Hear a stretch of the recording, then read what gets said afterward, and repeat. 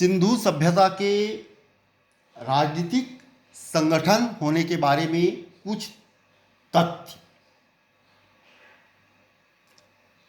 कि इसके जो प्रमाणित करते हैं कि ये किसी राजनीतिक सत्ता से संचालित होते थे। उसके संबंधित कुछ तथ्य।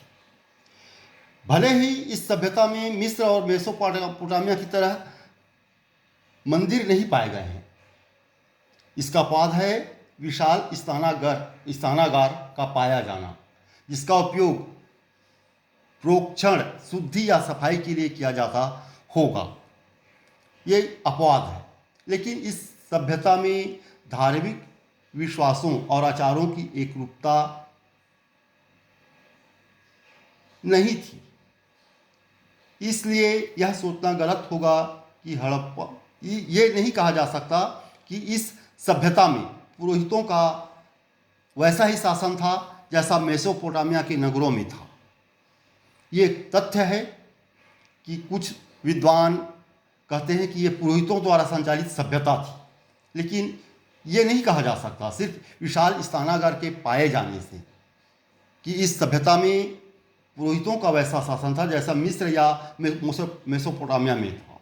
ऐसा संकेत मिलता है कि उत्तर अवस्था में गुजरात के लोथल में अग्नि पूजा की परंपरा चली, किंतु इसके लिए मंदिरों का उपयोग नहीं होता था। शायद सिंधु सभ्यता के शासकों का ध्यान विजय की ओर उतना नहीं था जितना वाणिज्य की ओर, और सिंधु सभ्यता का शासन संभवतः वणिक वर्ग के हाथ में था।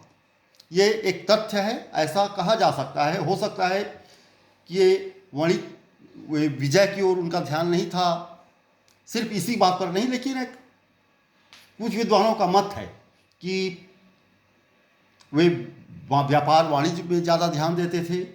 तो हो सकता है ये वणिक वर्ग के द्वारा संचालित रहा हो, लेकिन स्पष्ट रूप से कुछ नहीं कहा जा सकता कि ये पुरोहितों द्वारा संचालित राजनीतिक व्यवस्था थी अथवा वणिकों के द्वारा संचालित राजनीतिक व्यवस्था थी।